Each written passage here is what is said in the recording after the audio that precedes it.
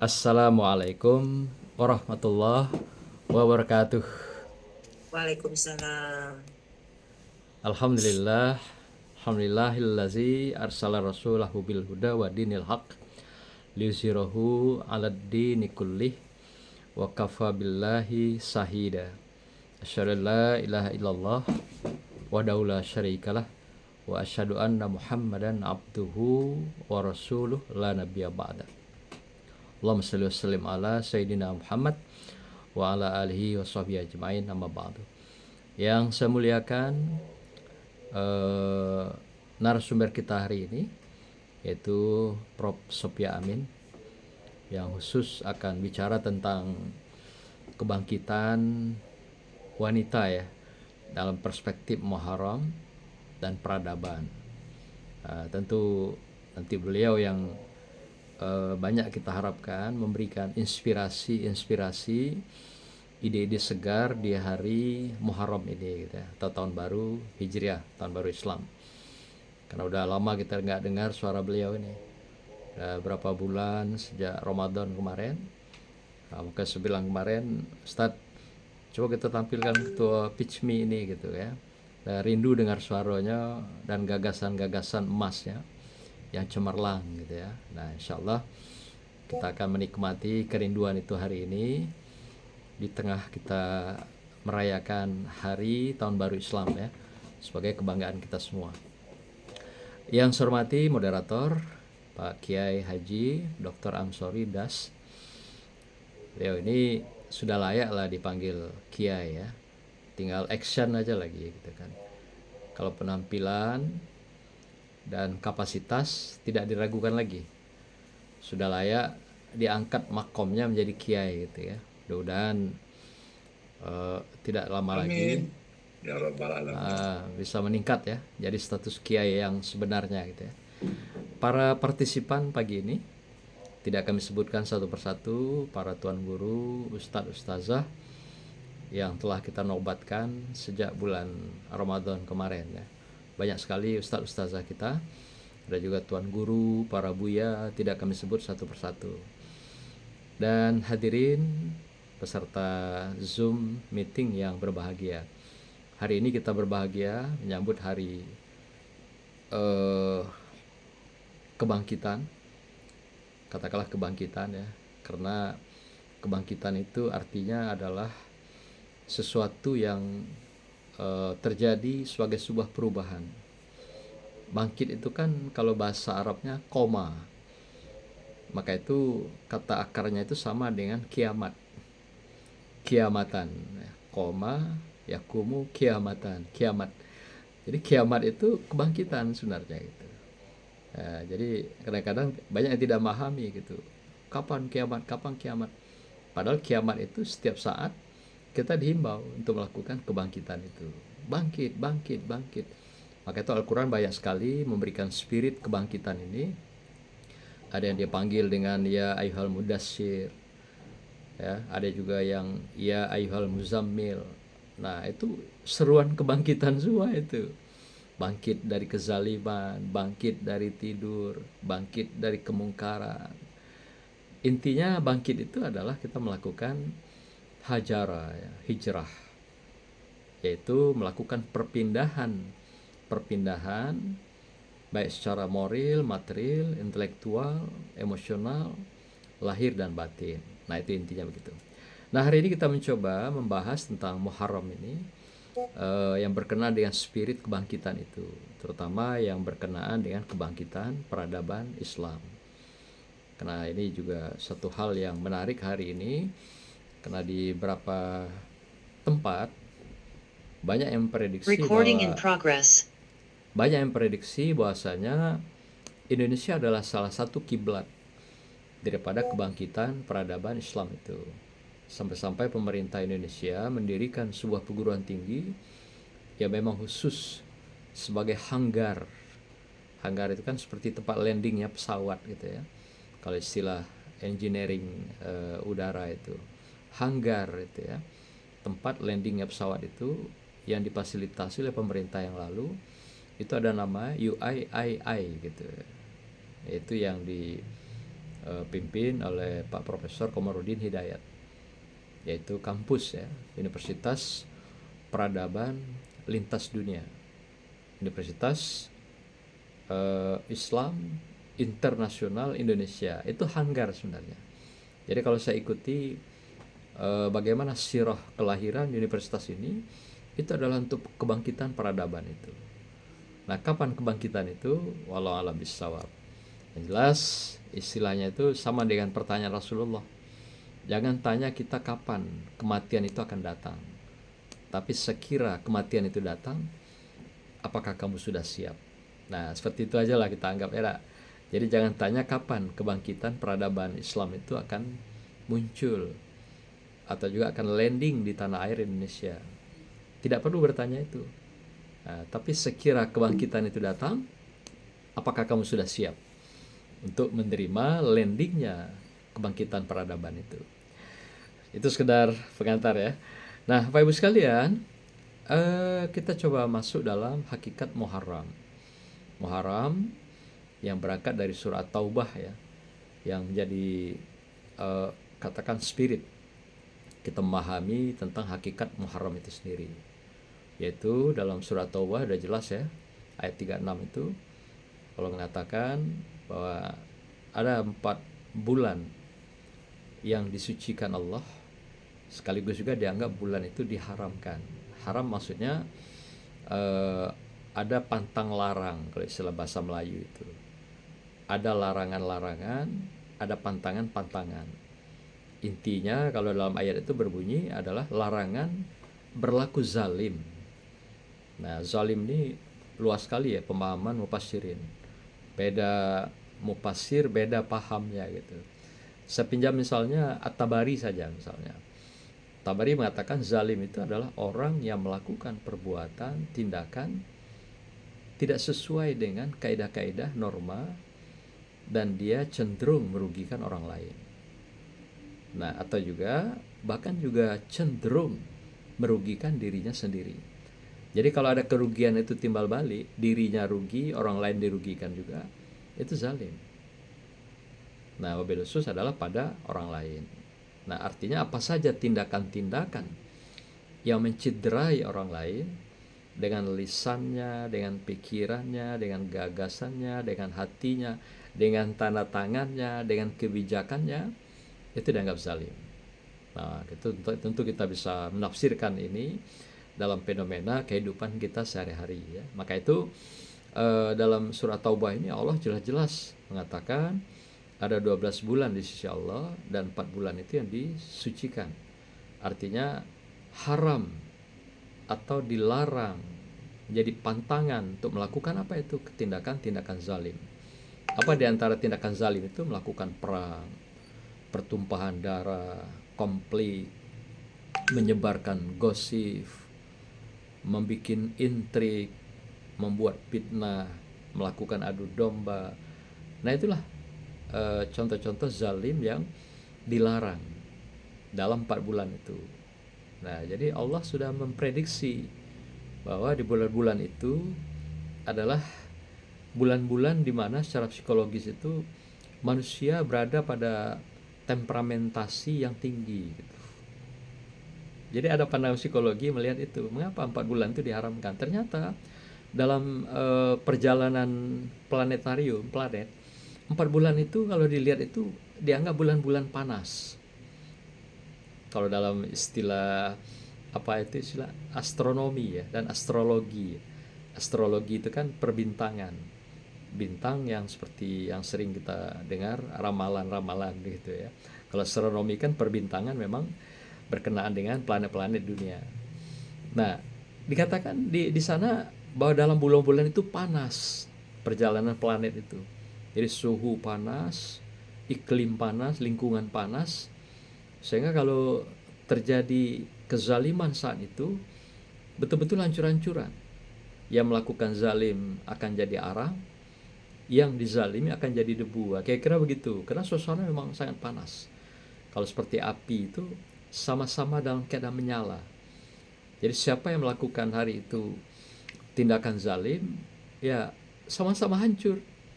Akan Allah perlihatkan kehancuran itu terhadap mereka, baik secara langsung ataupun tidak langsung, baik direct maupun indirect. Nah, kemudian haram ini juga tentu haram beda dalam fikih ya, pemahaman fikih. Kalau haram dalam fikih kan itu ada sanksi. Dalam perspektif haram itu kalau dilakukan berdosa. Tapi haram di sini adalah larang pantang.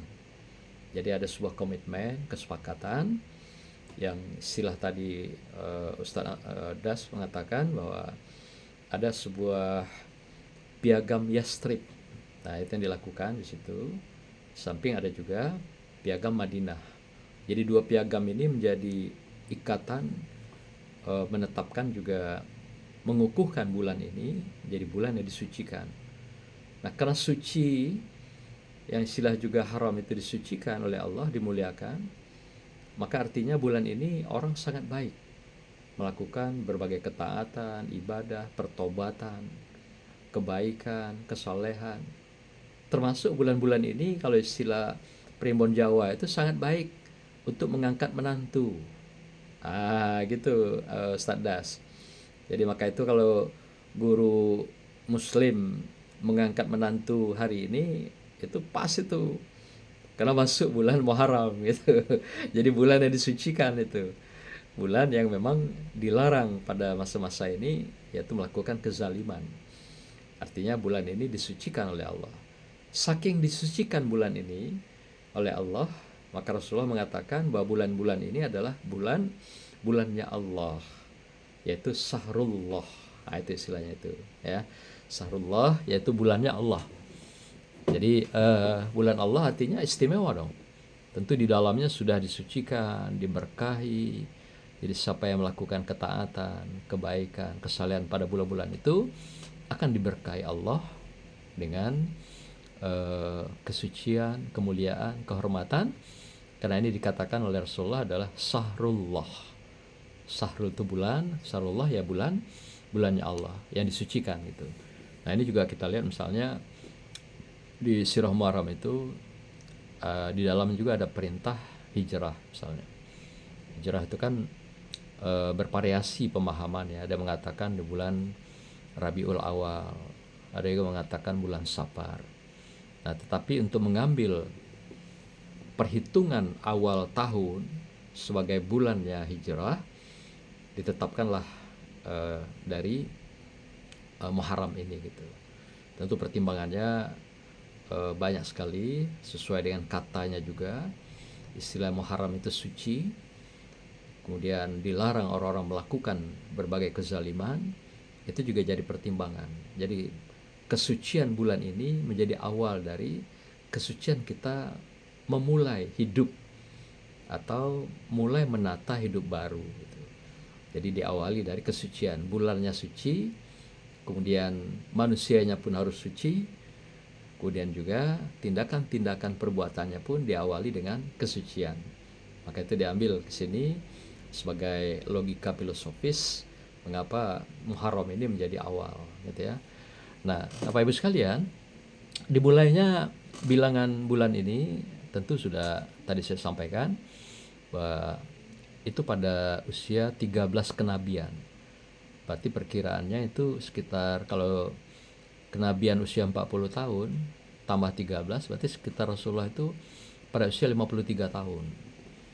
Ini usia siapa nih itu 53 tahun ya? Masih muda nih ya gitu ya. Bu Wirda ya, Bu Wirda. Kalau Prof Sophie berapa usia? Belum sampai 53. Hah? Tua Prof. Ya belum lewat 50 kan? Belum kepala 5. Ya, Hah? sudah. Sudah ya. Berarti usia-usia matang gitu kan. Usia-usia yang memang sudah betul-betul mandiri ya. Dan memang usia-usia pengabdian gitu ya. Nah, jadi Rasulullah melakukan hijrah itu diambil patokannya di situ. Tahun 13 kenabian. Jadi sekitar usia 53 tahun. Itu dikatakan tadi sekitar 10 tahun dia berjuang di Madinah, tapi sangat monumental. Dia bisa menciptakan sebuah negara, sebuah peradaban, dan sebuah kehidupan Islam yang betul-betul merdeka, mandiri, berdaulat. Maka itu dikatakan daulah Islamiyah gitu ya. Daulah itu adalah sesuatu yang memang lepas dari penjajahan, penindasan, tekanan, dan kezaliman. Jadi betul-betul daulah yang munawarah. Munawarah itu yang tercerahkan, yang dicerahkan, yang bercahaya, gitu ya, menawir ya, itu ya. Itu yang dikatakan. Maka itu tahun baru kita yang dikenal dengan tahun hijrah ini sekaligus itu menjadi awal penetapan dalam kalender Islam, dan juga banyak pertimbangan-pertimbangan lain, karena di bulan Muharram ini banyak sekali sejarah-sejarah yang monumental yang ada di dalamnya, baik itu sejarah-sejarah para nabi, rasul yang prinsipnya dizalimi, ditekan, dibully segala macam. Pada bulan Muharram inilah yang menjadi monumental sejarah-sejarah besar itu, termasuk Nabi Adam, ya. Aba Adam ini dengan Umi Hawa juga dibebaskan, diampuni dosa-dosanya itu oleh Allah pada bulan Muharram.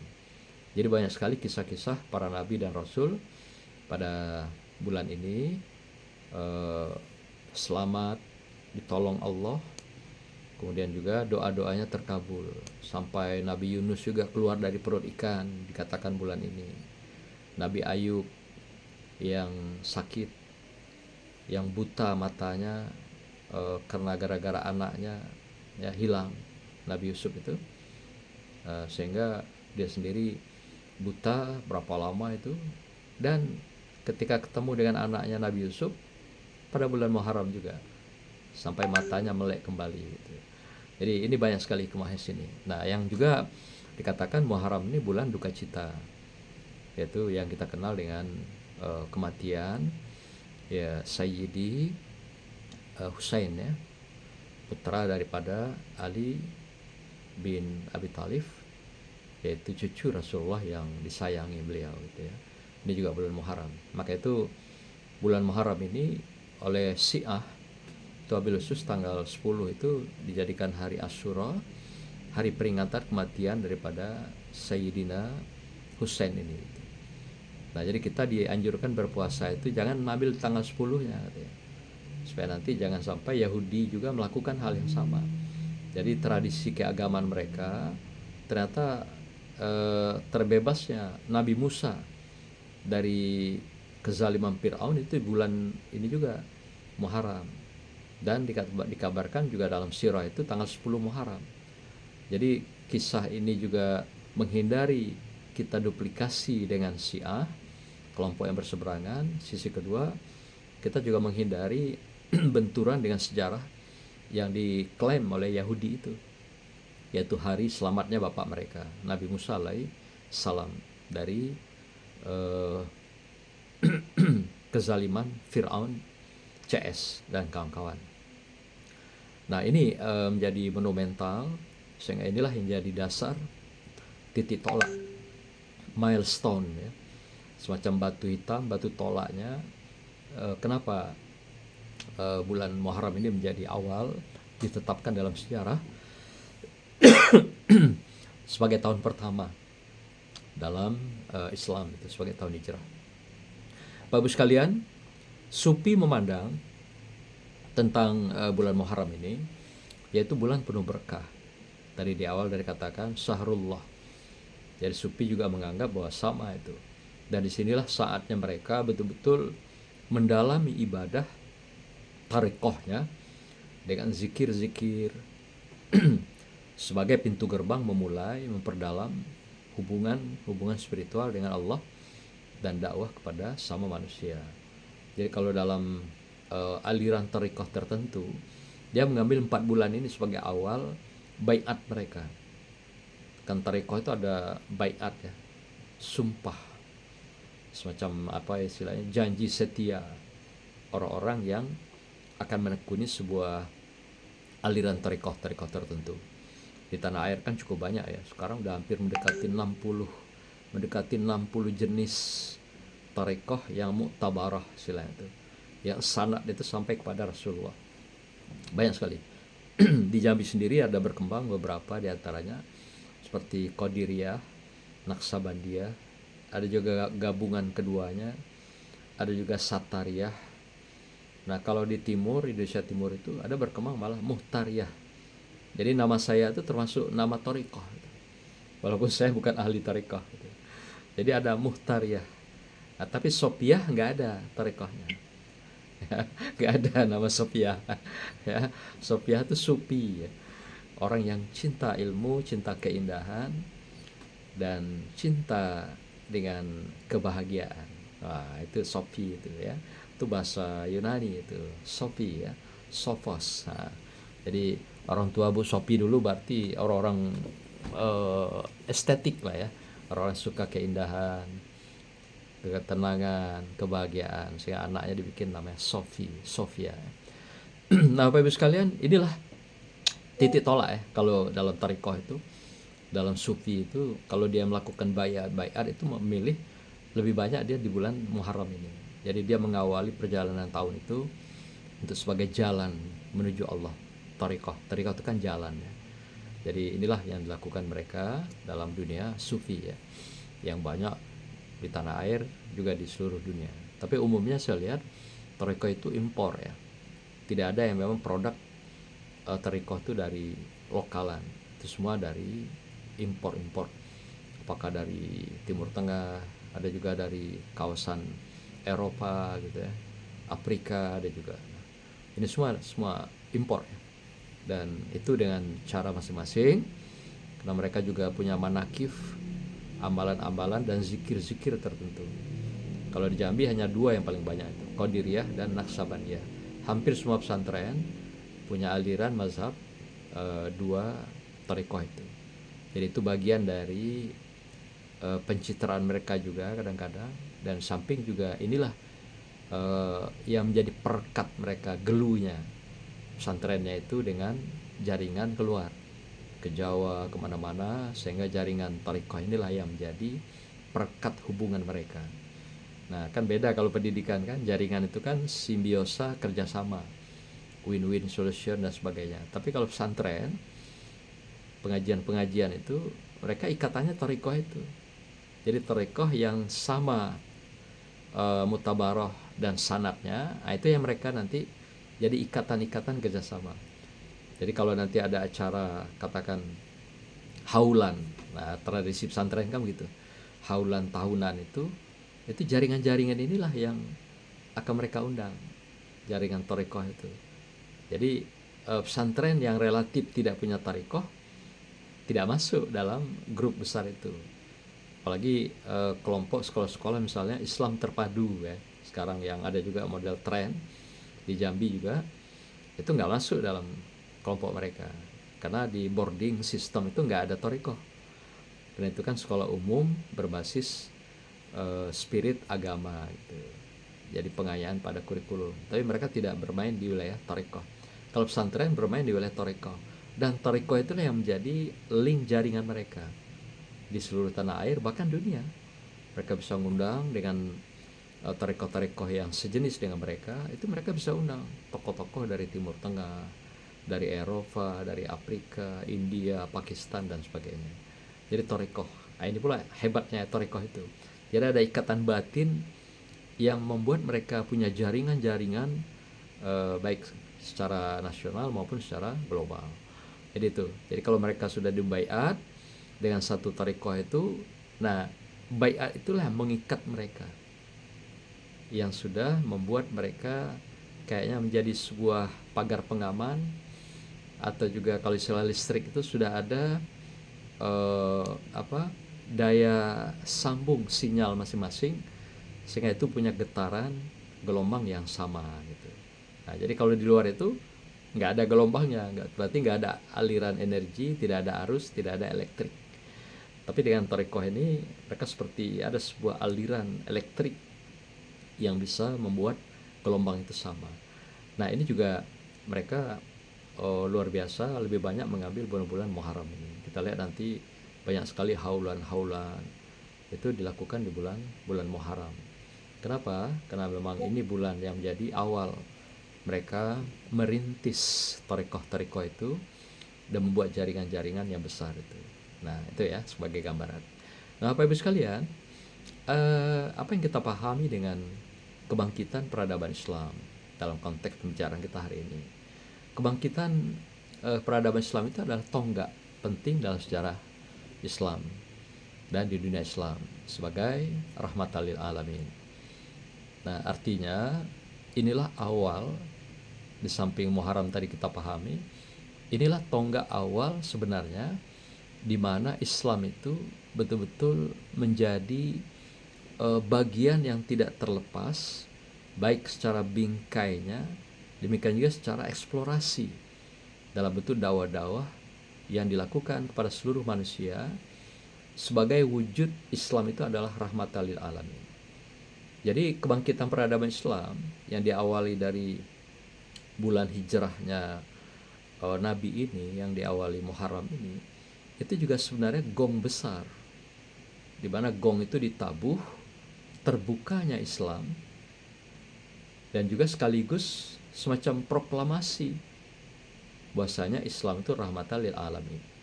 Jadi artinya Islam bisa menaungi, memberikan keselamatan, kesejahteraan, kedamaian, kebahagiaan abadi dunia dan akhirat. Jadi baik bagi umat Islam sendiri, bahkan juga bagi non-Islam. Maka itu kata-kata Ar-Rahman, Ar-Rahim. Ar-Rahman itu dipahami oleh mufassirin adalah rahmat Allah itu untuk semua manusia, semua makhluk, alam, lingkungan. Siapa saja yang namanya makhluk mendapatkan kasih sayangnya Allah, mendapatkan rahmat, nikmat, dan anugerah Allah. Nah, tapi Ar-Rahim, nah itu beda lagi. Adalah mereka yang memang sudah difokuskan. Siapa itu? Adalah mereka yang Islam beriman. Bukan juga hanya Islam, tapi Islam beriman. Jadi sudahlah khusus di sini wabil khusus. Jadi kalau tadi Ar-Rahman itu khusus semua manusia dan makhluk, tapi kalau Ar-Rahim sudah wana khususon, ya, lebih khusus lagi gitu ya. Kalau dalam bahasa Arab itu ada khusus itu secara umum, ada lagi khusus nah, gitu. Jadi spesial dan lebih spesial lagi gitu. Nah, itulah Ar-Rahim yang diberikan kepada orang yang bertakwa, beriman kepada Allah Subhanahu wa taala. Maka itu banyak sekali ayat yang mengatakan barang siapa yang beriman bertakwa kepada Allah, imtaklah begitu, maka Allah buka pintu-pintu rezekinya min haitsula ya tasib. Dibuka pintu-pintu dari manapun yang manusia tidak tahu, tapi Allah buka pintu-pintu, pundi-pundi rezeki bagi mereka di dalam kehidupan. Maka itu para sufi ada yang sempat berdebat gitu ya, seperti misalnya beberapa Imam Syafi'i misalnya pernah berdebat dengan muridnya, begitu juga imam-imam yang lain, karena mereka bilang bahwasanya nasib itu tidak akan bisa dirubah. Artinya tidak akan bisa berubah tanpa sebuah karya, tanpa sebuah perbuatan. Nah, dengan perubahan-perubahan itulah orang bisa menikmati hasilnya gitu. Artinya kalau tidak bekerja, ya nggak ada dapat hasil, nggak ada gaji gitu. Nah, maka itu sang guru mengatakan, kalau gitu ayo kita buktikan siapa yang mendapat dari pekerjaannya. Oke. Nah, Imam Syafi'i bekerja, ya. Ketika dia bekerja siang hari di kebun anggur, lalu dengan pekerjaan itu dia mendapatkan upah sesangke atau sebaskom anggur itu, hasil kerja dari dia bekerja hari itu. Lalu dia bawa pada gurunya, dia sampaikan, nah guru, inilah hasil pekerjaanku hari ini. Kan benar kan aku menyatakan bahwa ayat yang dikatakan dalam surah Ar-Raddu itu bahwasanya siapa yang bekerja ya dia mendapatkan hasilnya. Allah tidak akan merubah nasib seseorang kalau dia tidak merubahnya sendiri. Ketawalah gurunya ini, ya. Ketika ditertawakan, Imam Syafi'i tersinggung, kok guru tertawa, kan aku menceritakan sebenarnya. Ya betul lah kau tuh, katanya kan, kau bekerja hari ini dapat duit, dapat anggur, Nah, aku di rumah juga bekerja dengan murid aku, di samping aku berdoa tentang murid-murid aku, termasuk kau yang aku doakan. Nah, ternyata juga itu dianggap pekerjaan di sisi Allah, dianggap pengabdian. Sehingga aku bekerja di rumah, dianggap bekerja juga, dapat hasil lah. Inilah hari ini makan anggur juga yang kau panen hari ini. Kau bekerja dengan fisik, tapi aku bekerja dengan batin dan juga dengan eh, spiritualitas, kata gurunya, sehingga kita menikmati hasilnya pada hari ini. Nah, begitulah sebuah indahnya dialog sufi ya, dalam melihat dalam perspektif pekerjaan yang menjadi tonggak perjuangan gitu ya. Nah, jadi itulah Bapak Ibu sekalian, bahwasanya inilah tonggak awal Islam itu sebagai rahmatan lil alamin. Jadi kalau ada mengatakan bahwa rahmat seperti apa? Nah, itu tadi, Rahman dan Rahim itu dikumandangkan oleh Allah dan disosialisasi oleh Rasulullah bahwa inilah Islam yang rahmatan lil alamin. Karena ketika dia hijrah kan juga banyak sekali etnis yang beragam di sana, variasi. Ada Yahudi, Yahudi pun terbelah-belah lagi. Ada kelompok Majusi dan segala macam. Nah, ini menunjukkan bahwa rahmatan lil alamin itu dibuktikan ketika di Madinah, ketika Rasulullah membangun peradaban dengan negeri Munawarahnya itu. Kemudian juga dengan terbentuknya masyarakat Madani ini, maka dibuatlah sebuah piagam yang mengikat mereka, yaitu sebagai blueprint ya. Blueprint itu kalau dalam istilah Kiai Amsori Das ini kan dia orang engineering, paham betul. Jadi kalau ada bangunan tidak mengikuti blueprint, pasti melenceng, pasti menyimpang. Nah, ini beliau yang tahu ya. Saya tidak usah ungkap itu. Nanti ambil lahan kawan pula itu kan. Ya, pahamlah Pak Kiai Amsori itu. Udah bidang dia itu kan. Apalagi sekarang Jambi lagi hangat. Beliau sangat sangat tahu dan ada di dalam sistem kehangatan itu yang sekarang lagi gonjang-ganjing ya. Jadi blueprint itu. Jadi blueprint itu bagaimana negeri Madinah itu akan dibangun. Inilah blueprintnya itu.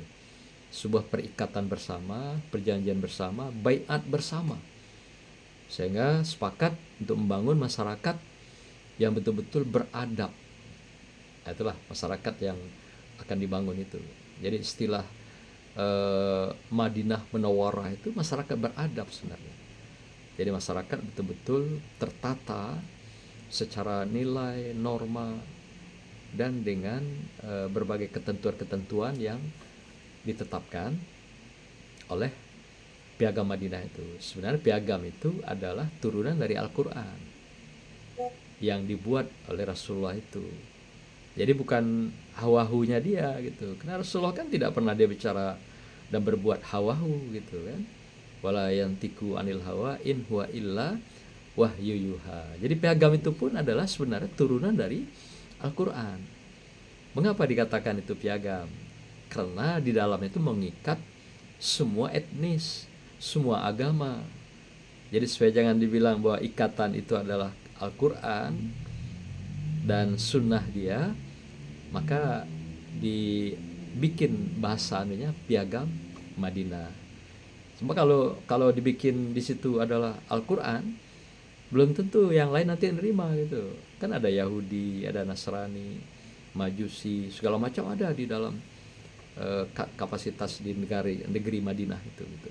Selain ada kelompok Ansor dan Muhajirin gitu kan.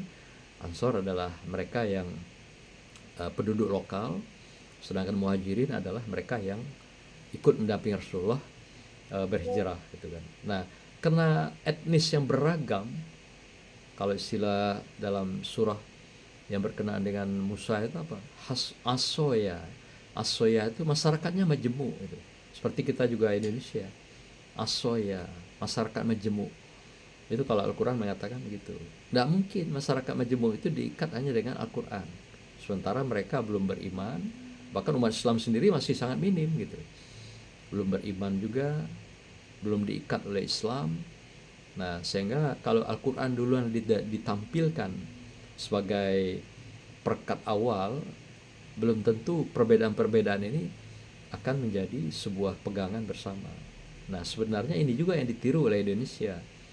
Kenapa Indonesia mengambil gelu kebangsaan kita, bahkan dasar negara kita itu Pancasila, karena kita terdiri dari berbagai agama, etnis, suku yang sampai ribuan itu gitu ya.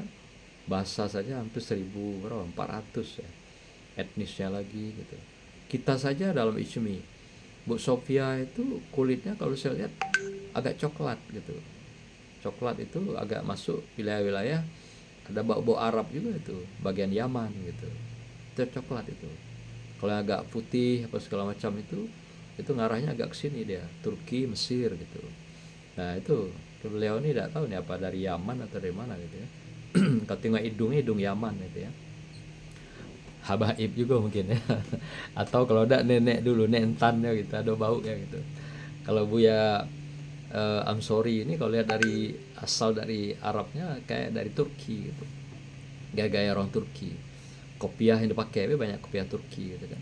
Jubahnya segala macam. Nah, itu menunjukkan bahwa ada sedikit banyak apakah dari nenek dulu, datuk dan sebagainya gitu. Nah, jadi sama di Indonesia kita ini asoya, masyarakat majemuk. Masyarakat majemuk itu tidak mungkin diikat oleh satu kekuatan. Maka itu pada para founder kita kan memberikan pengorbanan luar biasa. Jadi dikenal dengan Piagam Jakarta itu 7 kata kunci itu. 7 kata kunci itu saya masih ingat ya. Kewajiban bagi kewajiban menjalankan syariat Islam bagi pemeluk-pemeluknya. Itu Piagam Jakarta, 7 kata kunci itu. Saya ingat betul itu karena saya penatar P4 gitu ya. Jadi ini kata-kata kunci yang begini harus dihafal luar kepala gitu. Itu pengorbanan umat Islam yang luar biasa untuk demi perjuangan masyarakat Indonesia yang majemuk supaya mereka semuanya bisa dapat menerima. Karena waktu itu sempat deadlock berapa kali gitu. Tidak menerima kata-kata negeri ini negeri Islam gitu. Indonesia ini. Nah, makanya mereka belajar dengan sirah Madinah Munawwarah yang membangun peradaban Islam di sana. Itu ambil pola itulah yang dibangun dengan kebangsaan kita Pancasila itu. Jadi dengan mengorbankan 7 kata kunci itu, maka apa yang terjadi? Maka Indonesia bukan negara Islam. Tapi kalau waktu itu masuk 7 kata kunci itu, maka jadilah Indonesia negara Islam.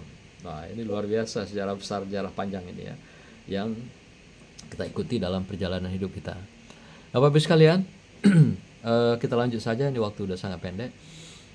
Kebangkitan peradaban Islam ya, kebangkitan ini tentu apa yang dimaksud kalau dalam sirah itu, yaitu adalah spirit hijrah tadi.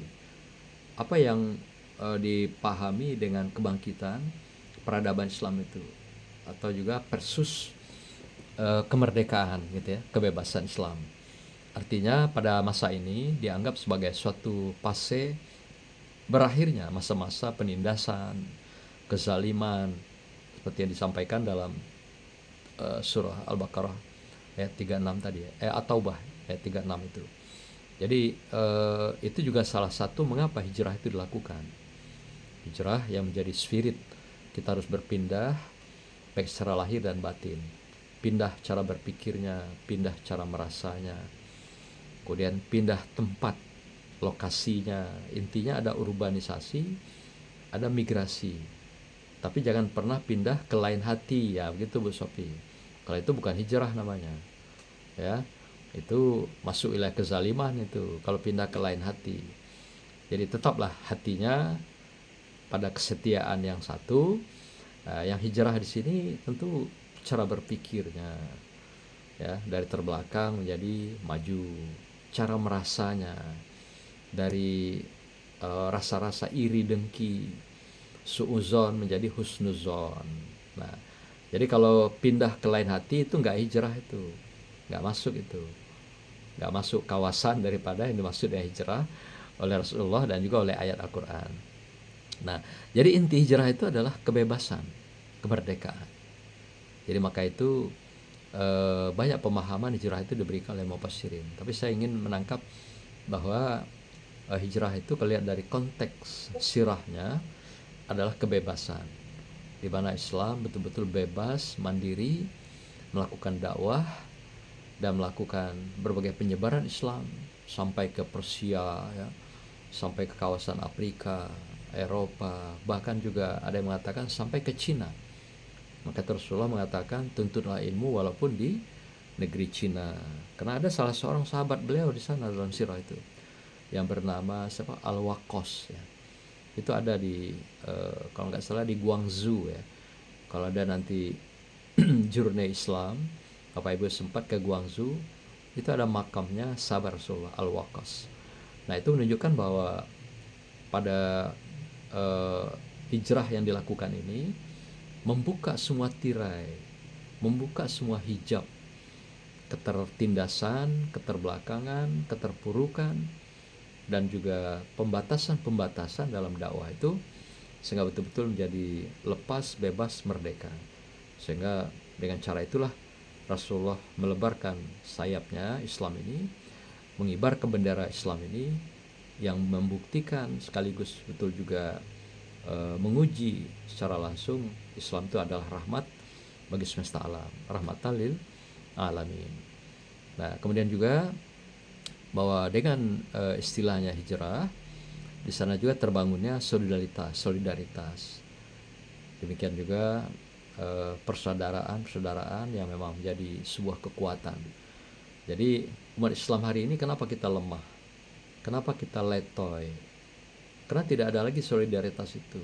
Contoh aja, terjadi perang di Timur Tengah. Ketika Gaza dibombardir habis-habis, Gaza dihabisi oleh Israel, kan banyak jadi penonton. Malah ada juga yang ikut membeaf di belakang Israel, Zionis. Nah, inilah contoh. Seperti misalnya kemarin kasus Iran dengan Israel. Malah ada yang negara Islam sendiri membackup negara-negara kafirin ini gitu, musyrikin. Selain pangkalan, tapi juga tempat transitnya kendaraan-kendaraan Amerika, baik kendaraan darat, pesawat dan sebagainya. Nah, di antaranya apa? Qatar misalnya. Nah, itu salah satu. Qatar itu termasuk negara kaya, dan banyak negara-negara boneka Amerika di sana, boneka daripada baik Amerika maupun Yahudi gitu. Padahal negara Islam gitu. Nah, termasuk sikap Arab Saudi sendiri kita juga masih ragukan. Arab Saudi, Turki, Mesir, ya. Turki yang kemarin Erdogan itu apa? Kalau istilah orang itu Erdogan gitu ya. Erdogan begitu berapi-api, wah, membela, memperjuangkan Islam. Tapi pas kasus Israel Palestina dan Iran dengan Israel, diam, 1000 bahasa. Ini ada apa gitu kan? Nah, tentu orang kan gampang menafsir, melihat itu. Jadi lemahnya kita umat Islam adalah karena lemahnya solidaritas, lemahnya saling membahu, lemahnya ikatan. Nah, kekuatan itu harus terjadi seperti kekuatan, kalau contoh Rasulullah itu Ansor dengan Muhajirin.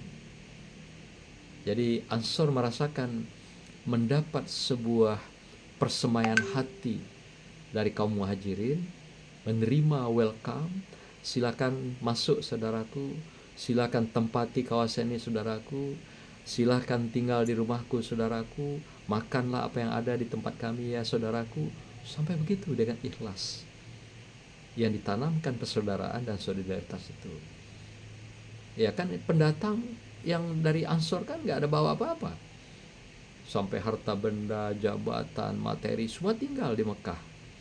Mereka nggak bawa apa-apa. Nah, bayangkan dalam kondisi ketiadaan kepapaan itu, kaum Muhajirin dengan sukacita, dengan ikhlas, ridho menerima kehadiran mereka, menampung mereka, bahkan memberi hidup makan mereka, sampai mereka ini punya penghasilan sendiri di lingkungannya, dikasih tanah, ya, difasilitasi, dibiayai, dikasih makan minum gitu. Begitulah yang namanya saudara. Ada nggak sekarang seperti itu saudaraan ini, yang istilahnya ikhwan itu gitu ya, katanya bahwa mukmin itu bersaudara, al mukminuna ikhwanan, mukmin itu bersaudara. Atau juga dalam hadis yang lain katakan Islam, atau al-Islamu ikhwanan. Nah, ini yang menjadi problem besar umat Islam hari ini, yang dikabarkan sudah mencapai 2 miliar, tapi mereka bagaikan buih di lautan. Mereka dengan mudah kena angin saja berserak dan berhancuran gitu ya, berhamburan gitu. Apalagi kena gelombang. Nah, kena angin saja mereka sudah bercerai-berai. Angin itu isu. Baru isu saja mereka sudah tercerai-berai gitu kan. Maka itu banyak sekali ayat mengatakan wala tafarraku, jangan berpecah belah, jangan bercerai-berai. Bahwa itu akan bikin kamu lemah, akan menjadi kamu dhaif. Maka itu bersatulah ya dalam satu tali silaturahim, yaitu tali Allah, agama Allah, Islam ini. Nah, artinya mereka yang meninggalkan saudaranya Islam berarti mereka meretas tali Allah itu. Nah, kita perlu bertanyakan keislaman mereka, kita perlu bertanyakan keimanan mereka. Pada jelas-jelas ayat bicara seperti itu. Pada jelas-jelas ayat mengatakan dilarang bercerai-berai. Rasulullah sudah mengatakan kalau kamu bersatu, kalau kamu menjaga silaturahim itu seperti Ansor dan Muhajirin itu, inilah kekuatan tiada tara, powerful istilahnya itu. Nah, ini kata Rasulullah, kalau itu kamu lakukan, maka itulah Islam, al-ya'lu yu'la wala alaih. Ya, Islam itu unggul, Islam itu kuat, powerful, tiada tara, dan tidak ada yang bisa mengungguli keunggulan kekuatan powerful Islam itu. Wala yu'la alaih, tidak ada yang bisa menyamai, menandingi, menghancurkan Islam itu kalau kamu bersatu kayak Ansor dan Muhajirin.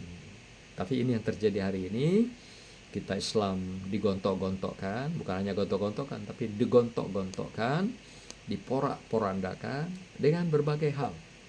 Apa diantaranya itu? Kata Rasulullah adalah hubud dunia, kecintaan dunia, dengan materi, dengan jabatan, dengan pitih, dengan wanifiro. Habis, larut semuanya, sehingga hilanglah kekuatan powerful Islam itu, baik secara individu maupun secara kolektif. Saudara sekalian, kita lihat langsung saja. Ini masih banyak materinya. Kita mencoba melihat pemahaman teoritik segi peradaban itu. Saya menggunakan teori Toynbee ya. Arnold Toynbee ini banyak sekali menulis buku-buku sejarah. Beliau adalah pakar sejarah. Di antara buku yang saya gunakan adalah A Study of History. Yang juga terkenal buku beliau ini adalah History of the Arab. Beliau mengatakan bahwasanya peradaban itu meliputi segala suasana keadaan yang berkenaan dengan semua tatanan kehidupan masyarakat, bangsa dan negara. Itulah peradaban. Jadi ketika manusia melakukan apapun dalam sebuah proses kehidupannya dengan sesama manusia dan lingkungannya, itu semua adalah peradaban.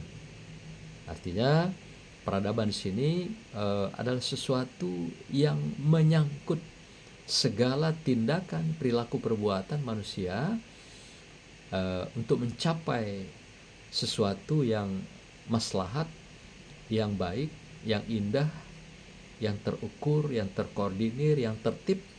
Itulah peradaban. Nah, Toynbee juga melahirkan teori yang dikenal dengan teori challenge and response, yaitu tantangan dan tanggapan. Nah, menurut Toynbee, peradaban itu muncul sebagai respon terhadap tantangan. Apa yang terjadi di lingkungan misalnya, tantangan di lingkungan, misalnya lingkungan dirusak. Kata Allah, wala tabghil fasada, jangan kamu rusak lingkungan kamu, alam kamu itu. Jangan kamu rusak apapun yang berkenaan dengan kehidupan kamu. Itu adalah maksudnya lingkungan. Nah, tantangan alam dirusak, lingkungan dirusak, muncul peradaban, yaitu bagaimana memperbaiki kerusakan-kerusakan itu, baik secara fisik maupun non fisik. Demikian juga dalam sosial masyarakat, ya, seperti misalnya judi online yang sekarang merambah tinggi. Nah, itu bagi seorang yang sipil, kata dasar kan sipil itu, yaitu sivitas, Sivitas yang dikatakan sivitas akademika itu artinya adalah tertata. Jadi kelompok, komunitas yang tertata secara baik sesuai dengan regulasi dan aturan. Maka itu kenapa sivitas akademika itu menjadi andalan masyarakat. Karena dia masyarakat yang tertata dengan baik. Arti kalau di luar dari masyarakat sivitas akademika diragukan ketertataannya itu.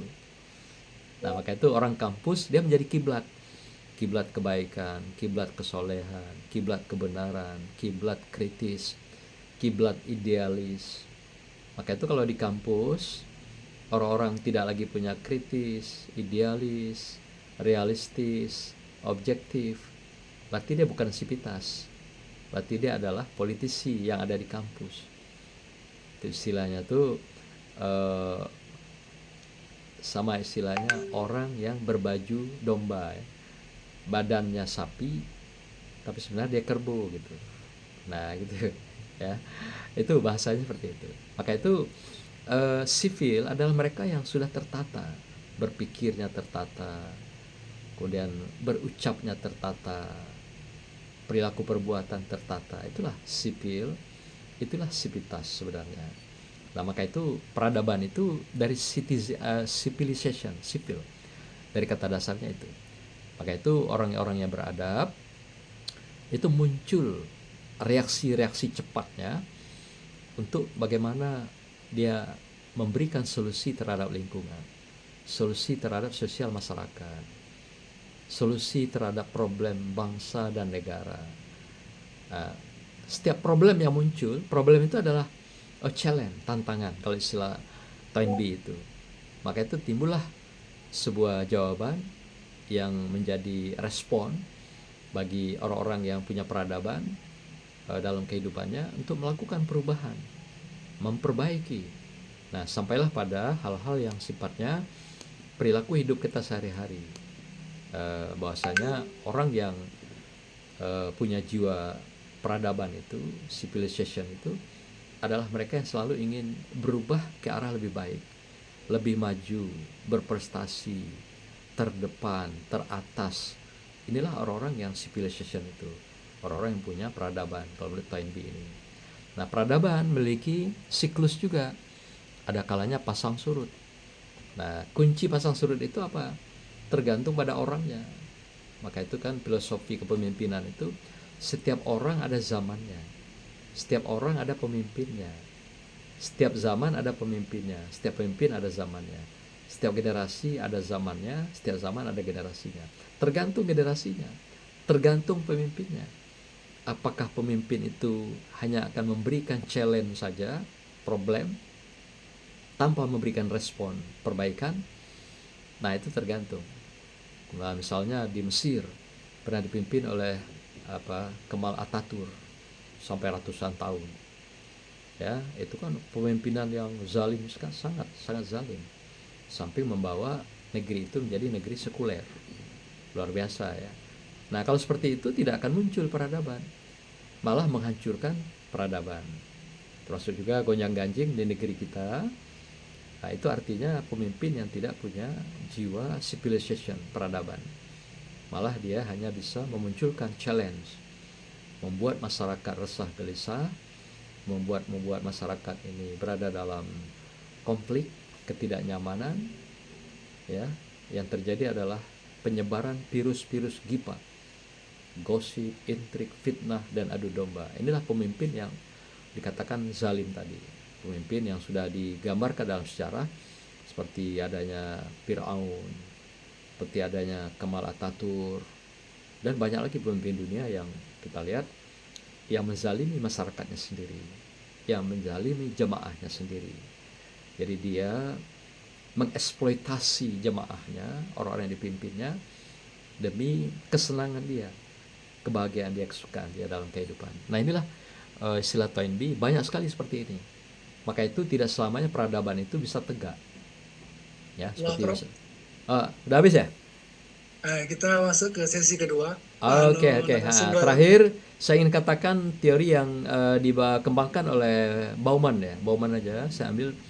Bauman mengatakan bahwasanya peradaban itu adalah sesuatu sistem yang adanya di bagian dalam suatu gerakan dan kehidupan seseorang. Ya, Z. Bauman mengatakan itu. Jadi dia contohkan begini. Jadi peradaban dengan budaya itu seperti dua sisi mata uang. Peradaban itu bagian dalamnya, permukaan dalam, sedangkan budaya permukaan luar. Contoh, dia bikin lampu merah. Lampu merah itu kan ada dua.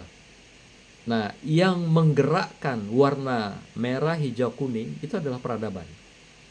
Tapi yang kita lihat ada bentuk fisik yang tegak di pinggir jalan, yang di simpang 4 itu, yang ada warna-warna dan ada bingkainya, itu adalah budaya.